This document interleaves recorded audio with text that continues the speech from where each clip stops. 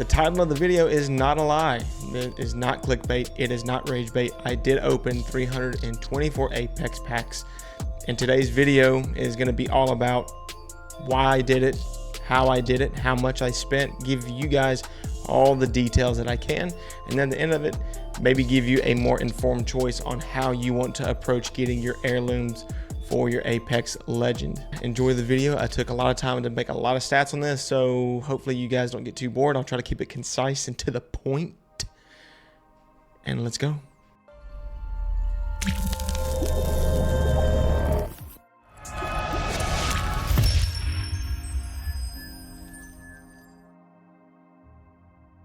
So how did I even get into opening Apex packs?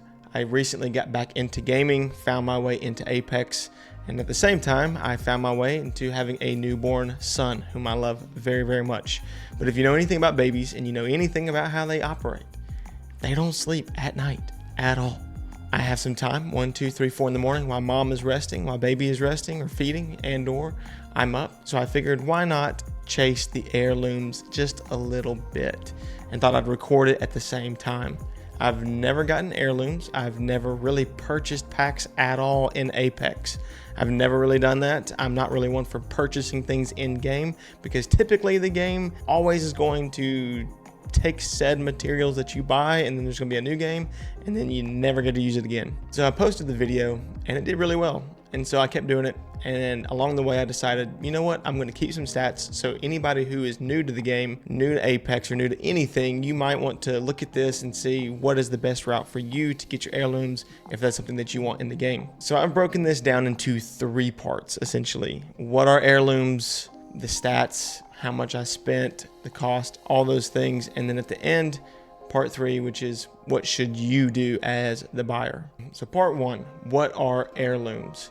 Heirlooms are these trinkets, I guess you could call them, in the game Apex Legend. Every legend has their own unique one. It really is a cool part of the game. I love that Respawn put this in. It's something to really make something pop in game. If you're ever watching someone else play or spectating, you'll notice they have one right off the bat. It pops out when you melee or when you run without your weapon, and it is a nice, cool touch to the game. Heirlooms are purchased through heirloom shards. These are a currency in the game that you can only get through the game and through different packs, and that's how you get your heirloom. And as long as I've known Apex, heirlooms have always been a thing. Heirlooms have always been this sought after piece that everyone wants. They're very, very, very hard to get. But I do want to start with a warning with these heirlooms. My warning is, be careful.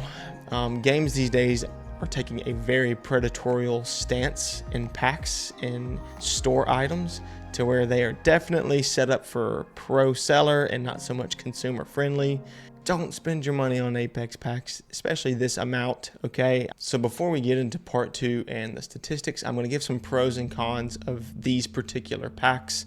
The number 1 pro that I have is that Apex is a long-standing game. It is a game that has been around for a while and has really stood the test of time. I believe we're 27 seasons in now. And your items that you purchase, your items that you get will stay, and it's pretty safe bet that they will continue to be around for a long time. Another pro is Respawn has listened over time, and they definitely have changed their store standards and their pack standards into becoming slightly more consumer friendly, to making sure that they're a little bit more transparent with their numbers and making sure that they have realistic expectations for people who are getting into buying these packs. Another pro is, I do believe Apex, if I'm not mistaken, has a very good standard in not having duplicates. So you're not getting 10 of the same item. You may not get a bunch of items that you like, but you're not going to get duplicates. The bad side of these are, it's a video game. These things don't exist except on a game. They could go poof tomorrow, and it's your hard-earned money. So be very wary, in my opinion. I will continue to stick to that. Another con is just the overall odds. The odds are stacked.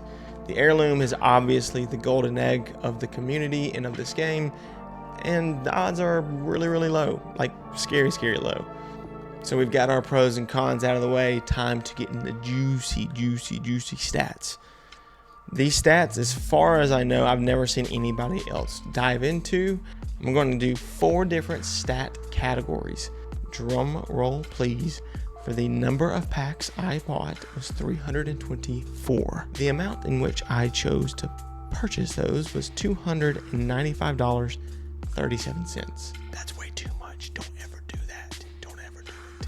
Now that the air is all back into the room from everybody dropping their jaws, this is pretty standard if you're going to get heirlooms. If this is something you're going to do, this is pretty much par for the course from what I understand. Some statistics, some drop statistics.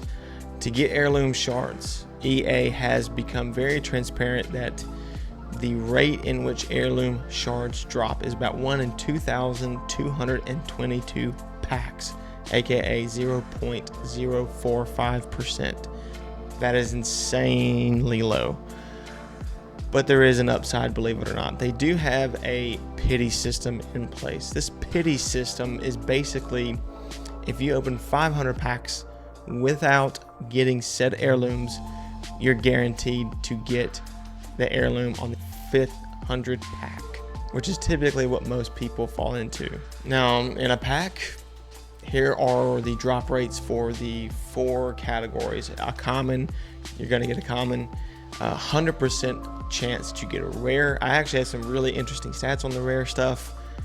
You have a 24.8% on an epic or better, and then you have a 7.4% to get a legendary item or better. Now, I do believe the amount of cosmetics that you currently have does affect these numbers slightly. So these are mine and from my account. So, take these with a grain of salt if you want to. These are just my numbers to you guys. The juicy stats. We opened 324 packs. That is a total of 972 items for all of $295.37. So for these stats, I did do something a little bit different. I wanted to focus specifically on weapon skins and legend skins. To me, I want the weapon skin, I want the legend skin. I don't really care about having a hollow spray or a weapon charm or an emote. I don't want that. Just want the weapon skin, just want the legend skin. Okay, pack openings. We have 324 packs that we opened for a total of 972 total items. We had 502 common items, which of those were 51 weapon skins and 38 legend skins.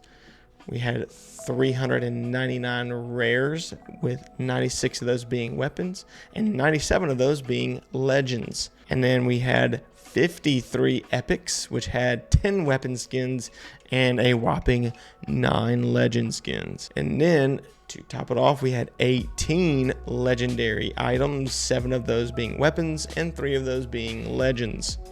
So you can see in the percentages, we'll go straight to the legendary. You do have, if you pull a legendary item, a decent shot at getting something you would like. Now, granted, it has to be the legend that you like or the weapon that you like, but you do have a good chance at getting one of those two rather than hollow spray or other items. Okay, but in terms of packs and what your chances are for getting said packs, this was for me. So out of 324 packs, we had 100% of getting a common. We had 100% of getting a rare, which we did. And now we get into the juicy stuff. 53 items out of 324, which comes out to 16.36% getting an epic item. We had 18 out of 325, which is a whopping 5.55%. Not very much. And then our 1 heirloom shards comes out to 0.31% chance of getting heirlooms out of my 324. Next, we take that and we dive into the cost. This is my favorite section because this is really going to highlight just how much you shouldn't do this. All right, so the cost for a common item out of my 324 packs, all I did was take the amount of items and the amount I spent and divided them, and you can get the cost per item, right? So to get a common item, it was 58 cents. Not shocking.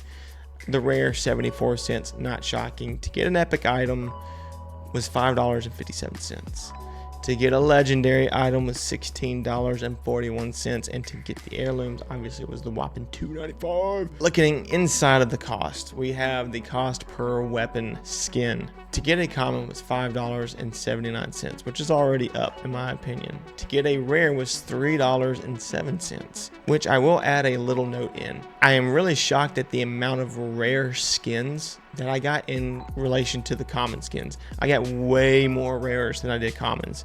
The commons actually, statistical, were much harder to get. But to get a epic weapon skin was $29.53. That is insane. And it gets worse.